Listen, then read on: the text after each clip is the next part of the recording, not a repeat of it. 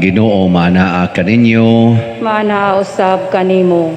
Pagbasa gikan sa Santos nga Ebanghelyo sumala ni Mateo. Himayaon ikaw, O Ginoo. Unya miingon si Hesus sa iyang mga tinun-an, sultihan ko kamo nga malisod kaayo sa usa ka dato ang pagsulod sa gingharian sa langit. Sultihan ko pa kamo mas lisod pagayod sa usa ka dato ang pagsulod sa gingharian sa Dios kaysa usa ka kamilyo paglusot sa lungag sa dagom. Sa pagkadungog niini sa mga tinun-an, nahibulong sila pag-ayo. Busa nangutana sila, nan kinsa raman di ay ang maluwas. Si Jesus mitutok kanila og mitubag, kini dili mahimo sa tao, apan mahimo sa Dios ang tanang butang. Unya miingon si Pedro, Ginoo, among gibiyaan ang tanan og misunod kami kanimo. Unsa may among mapaabot? Si Jesus miingon kanila, isulti ko kini kaninyo. Iniglingkod unya sa anak sa tao sa iyang mahimayaong trono diha sa bag-ong kalibutan. Kamong napulog duha katinun-an mulingkod usab sa mga trono aron paghukom sa napulog duha ka banay sa Israel. Ug ang tanan nga mibiyag balay, mga igsuon, amahan, inahan, mga anak o mga uma tungod kanako makadawat og labaw sa usa ka gatos ka pilo ug hatagan pagayod siya kinabuhing dayon. Apan daghan nga karon naguna maulahi ug daghan nga karon naulahi mahiuna. Ang Ebanghelyo sa Ginoo. Daygon ikaw, O Kristo.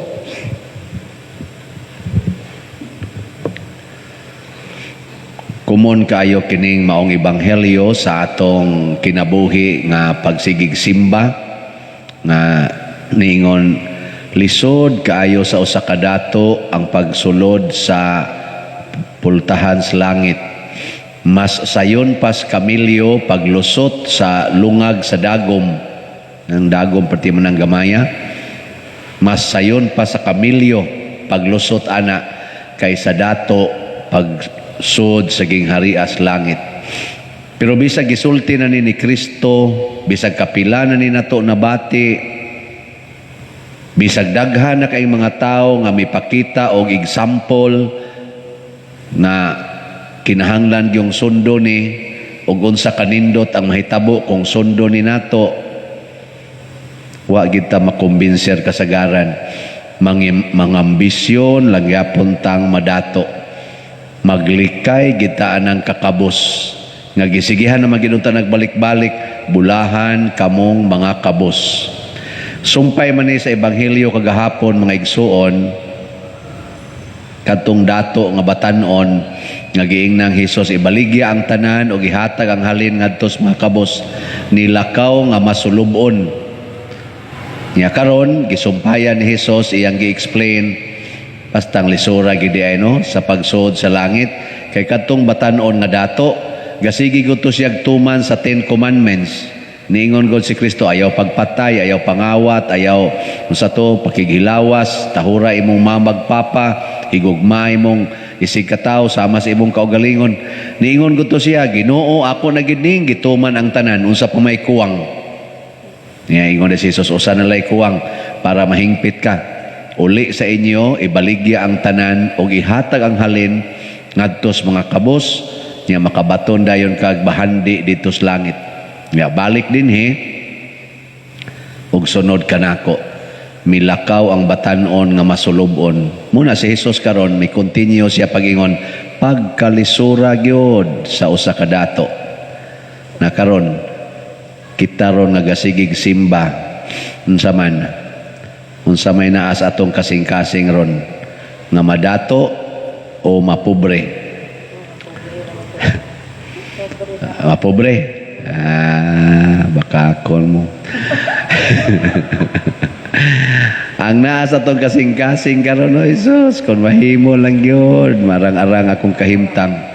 Wagi na ning kamot aron mapobre, pero naay pipila. Si Mother Teresa of Calcutta, naning kamot gyud nga mapobre, mo nang iyang gialagaran ang the poorest of the poor. Nya ni puyo sad siya uban kanila. Si Saint Francis of Assisi, si Saint John Mary Vianney, ang patron namo sa mga pari. Sila si Saint John Bosco, Saint Vincent de Paul, Saint Vincent Ferrer, San Roque. Porti ginilang paningkamot aron lang gid sila mapobre. Bisag available kaayo ang bahandi. Naningkamot gid sila aron mapobre. Ngano man nakasabot kay sila unsa ning pagsud og langit. Muna ang atong misyon karon maningkamotang mapobre. Sige, ingnan niya na inyong mga kauban. Nang inyong mga kauban dinig simba, ingnan na sila. Maningkamotang mapobre aron ta malangit. Likaya natong madato kay maimpierno ta. Kana, nana. Ang inyong mga anak, kamo mga ginikanan, hala, sultihin na nagmayo. Dong, day, paningkamot, yun mong mapobre. Aron mo malangit. Ayaw mo paningkamot nga madato kay maimpierno mo. Kay maglisod, yugsod ang dato ngadto sa langit. Sus, ninduta anino, mo ni itudlo bas mga ginikanan, bas mga anak. So, agin ang taro'y problema. Way magkinihaay, way magsig pamaligyan ng drugas, way magsigig baligyan ng ilang lawas, isip mga prostitute, wa say mamalit, wa say mamalit, pare, palit pa nang siya. Kaya, ingon na ba kay, nganong mamaligya pa man kog drugas, nganong magsugal pa man ko, nganong mangurakot pa man ko, nganong magkorupsyon man ko, nga makapadato man ni ang akong tumong langit man. So ang government officials, mga lagad isip kabus, dili magsigig gamit anang kwarta aron sa ilang kaugalingon. Ang parisan magsigig dupa-dupa aron mahimong kabus, dili magsigig gukod anang kolikta, hain na dapitan ng kolikta na. Ana, unya, unsa may mahitabo sa kalibutan kung mao na ni ang atong makatunan, mao na ni ang atong paradigm. Mahimo tang magkahiusa. Naa ang kalinaw kahiusa og mao na ni ang gitawag og muabot kanamo ang imong gingharian. Mga igsoon nga kinahanglan ta niini og pagtuo nga lig-on. Muna si Gideon sa unang pagbasa sa iyang kakabos, sa iyang pagka sinalikway, wa gid in taon, gatago-tago lang taon siya to, giok atong iyang trigo, dinaog-daog, persecuted, giingnas Ginoo, ubanante ka, himua ang tanan nimong gahom, buntugan ang tanan nimong kaaway. Ang kinakusga na tong kaaway ros kalibutan, kining materialism, kanig yung pagkahakog na to aning mga butang sa kalibutan nga mupatay na tas atong isig katao para lang yun maangkon ang mga butang, para dili ta mailisan sa atong posisyon, mupatay, mudaot sa isig katao. Mao ni ang dako kay natong kaaway nga buntugonon. Yung sao ni pagbuntog, kakabos. Muna ni Ingos Kristo dire, ay lamog kabalaka, kamong nibiya sa tanan. Kaya niingon mas San Pedro dire, kami, unsa may mahitabo na mo, Lord, nga amo naman yung gibiyaan ang tanan. Yeah.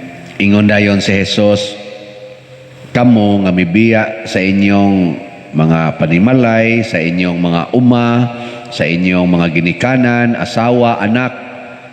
Ingon siya, makabaton mo og sobra pa sa gatusan kapilo sa inyong gibiyaan. Unya, tagaan pagid mo kinabuhing way katapusan. Mura sa ni tingali ang pagkasulti ni Jesus og makaingon ta anig sa ato paning panahon karon, makaingon kita istoryahe. Sunan ka? Og mubiya kag uma, mubiya kag bahandi, iuli nimo gatusan, sobras gatusan kapilo. Ato ko nung suwayag subay kadiyot. Si Mother Teresa of Calcutta, matod pa sa akong nabasahan siyang kinabuhi, pag adto niya didto sa kaning Calcutta, pagsugod niyag serve, ang iyang gida nga personal niyang kwarta, $2 US dollars.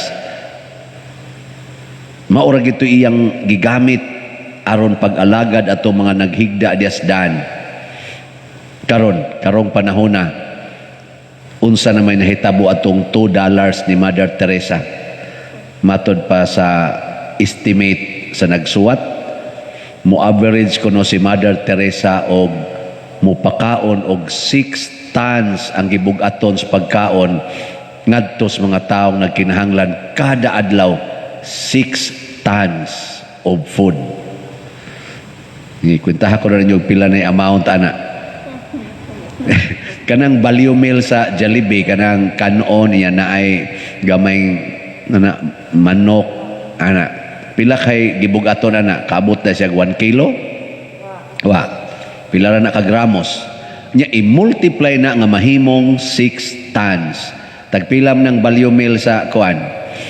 Ibuta, Jollibee, mahal man ang Jollibee. Ato lang ang may nusag katunga. Panitan ron, pila na ron siya? 79 or 80? Ana. So, 40. Kada kaon, 40. Nya mauna ang iyang gramos. I-multiply na nimo nga mahimong 6,000 kilos. Nya ang presyo nga tag 40, i-multiply sa nimo didto, tanaw na to og pilay kantidad kada adlaw. Di na ko kamo mo kwenta na.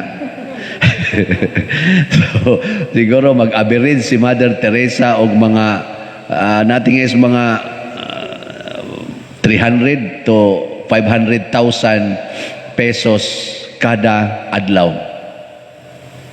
Asam ka mangitag kwarta na.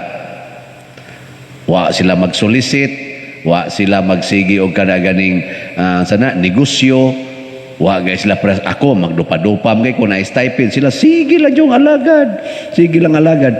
Naa ang ilang wa sila makabsi sa ilang pagkaon, tambal, bayad sa lugar, wa sila makabsi ni ana.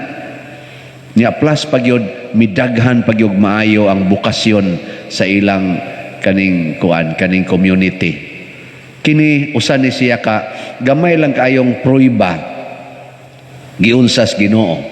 Si Saint Francis of Assisi, gibiyaan po niya tanan nga matod pa sa istorya hasta ganing iyang purol, iyang gibiyaan dito sa ila, galakaw siya sa ila, nigawas siya sa ila, way sinina kay lagot kayo iyang ginikanan og iyang mga kaubas panimalay nganong mupuyo siya og pobre nga kinabuhi nga di man siya mopadayon og kaning manage sa ilang dako kayong bahandi. Iya man gibiyaan. So kalagot nila, gipahubo ang tanan hastang iyang katapusang sapaw, gihubo. Nya unsa may hitabo ni Saint Francis, wa na siya kwarta, sugod siya pakilimos nya iyang ipanghatag sa iya sa mga kaubang mga pobre. Tan-awa karon ang mga Franciscan communities nakabsan bas pagkaon. Puwerte na nilang daghana, milukop na tibuok kalibutan, dagko kay silang nahimong mga accomplishments kana ganing Amerika, ang ga-develop dihas Amerika mao ang mga Franciscans. Ang Holy Land karon ang nag-manage sa Holy Land mao ang mga Franciscans tungod sa ilang pagka-agents of peace. Peace. Ana. Pagkaninduta, mabalik lagi ng kwarta. Prego din nato, sige taghatag sa atong tanang kwarta, utdo na tughatag, ang musod sad. Minilyon sa doy. Karon gani, gipatabang ta aning atong kapilinha, pila na rin atong halin. As of yesterday, niabot na og 1,350 atong halin sa mga slots. Wala, gamay na lang. Gikas 28,500. 29,500 karon 28,150 na lang ang available. Di ba? Kanindot ana. Wa man gani mo kapalit. Kay anugunan mas kwarta. Anugunan mas kwarta. Palit mo ani di ba? Gawas nga tagaan mo healing and deliverance, times pag more than 100 ang inyong gipalit og sa lain-laing paagi ihatag nas Ginoo. Makahimo ba ang Ginoo? Matod pa diri ni Kristo, dili ni mabuhat sa tao, apan walay dili mahimo sa Dios. Mo na ingon San Pedro, kinsa ra may maluwas, unsaon man pagkabuhi namo. Ingon dayong Ginoo, dili ni mabuhat sa tao, pero ang tanan mabuhat sa Dios, munang isandig sa Dios. Ingon sa Gideon sa unang pagbasa, unsaon man ako pagbuntog, Lord? Ingon dayong Ginoo, ubananti ka og mabuntog nimo ang mga Midianhon sa labing sayon nga paagi. Sunan ka na. Ingon ka, Lord, unsaon ako pagbuntog aning COVID? Ubananti ka. Dali ra kay ni mawha ang COVID. Mahurot ra mog kamatay, wa nay COVID. Nga naman, kinsa pa may ma-COVID nga nangamatay na mamungtanan. Pero maghimo ang Ginoo og bag-ong kalibutan, bag-ong tao, nya kitang tanan nga nagsunod sa Ginoo nga nanga-COVID adto na tas langit, wa nay COVID dito. Nya ang mabuhi dinhi, bag-o na sad sila. Mayon sa ning pamatyon tatanan tabla ra man sa natoy gi-COVID ding ato mga utok, perti naman natong dawa, perti naman itong hangula ni mga yuta, mga balay, mga kwarta. Sus, grabe hagin nato. Nagutoy akong giwalihan nga nasuko nako nga akong giingnan nga kanang koral sa imong koral og pero wa ko kay bawo nga naa sa gikoral og ang imong koral nakaalino na sa agianan sa inyong silingan, gubana aron ka malangit. Sus, pertigin niyang sukua, ingon din siya nga, ikaw pader, wala dyan ka masayod nga nung gikural ko ni akong balay. Kay sa wapanin ako kurala, hotdog pangawat ani among silingan, ang akong mga tanom, ang ako diri mga butang, gipangkawat pader. Karong gikural na nako, wa na makakawat niya. Og ikaw diri pader, og ikaw pader, imong kuralon o dili nimo kuralon. Basa ko katubag nako. Ako din siyang giingnan. Si Maria bitaw, wa man to mangural, hasta iyang anak gikawat o gipatay siyang atubangan. Unsa man mosunod ka sa mahal nga birhen, dili sa ay di ta maghisgot anak pader, lahi man to, birhen man to, birhen man to. Siya nako din alam ta magistorya manangoy, kay magistorya ta murag mga yawaan. Sa bahala na ng yawaan pader, basta ako na jud ning gisecure ang akong balay. Ana ay jud kong ingna pader nga sayop ni akong gibuhat. Sige, pauli sa inyo og ngadto na sa impierno. Nauna wa ko musulti tos tubangan ni mapatay pa lang ko dito. Mo to nga lisod kay ni kinabuhi nato. May nang patilawon sa tag-COVID aron kay bawta nga grabe din ni kinabuhi di biyaan ra man din nato. Bisag dato kay ka maigo ka sa COVID, pull out on jud ka sa imong balay, butang gyud ka dito sa isolation. Adto ra sa kadto mamatay, iguli nimo sa inyo, abo na ka. Ana, so sa lang paghangol-hangol diya. May pakaron inyo na lang ibaligya tanan niya, inyo i-donate ka ni simbahan, ipalit na tong kapilin ha. So dakuan na to. Horot din in 28,000. Bitaw sunod lang kita sa Ginoo ang kabus labi na gyud sa paglikay aning atong kahakog sa mga butang sa kalibutan. Manindog ta. Pagampo sa katawhan. Mga igsuon diha ni Kristo atong nakita ug nasunod ang kinabuhi nga maoy hinungdan nga kita makasud og langit. Ang kakabus kaputli. Busa malaumon kitang mudangop kaniya sa pag-ingon, dungga kami Ginoo. Dungga kami Ginoo. Nga ang simbahang Katoliko sa tibuok kalibutan mukaylap kini diha sa pagka-maalagaron. Magampo kita sa Ginoo. Dungga kami Ginoo. Nga ang atong nasod makaangkon na sa tiunay nga kalipay, nga kalinaw, kahiusa o kaangayan, magampo kita sa Ginoo. Dungga kami Ginoo. Nga ang mga masakiton nga nataptan ining COVID-19 makabato na og hingpit nga kaayuhan, magampo kita sa Ginoo. Dungga kami Ginoo. Nga ang mga nag-alagad sa mga masakiton o ubang hutong sa katilingban makabaton kanunay o grasya sa paglahutay ug nga mapanalipdan sila, magampo kita sa Ginoo. Dungga kami Ginoo. Nga sa atong pagsaulog sa 500 years of Christianity, magmalampuson unta ang tanang kalihukan, ilabi na sa mga parokya, ug atong mapalawman ang atong pagtuo ug paglaom, isip mga binunyagan, magampo kita sa Ginoo. Duga kami, Ginoo.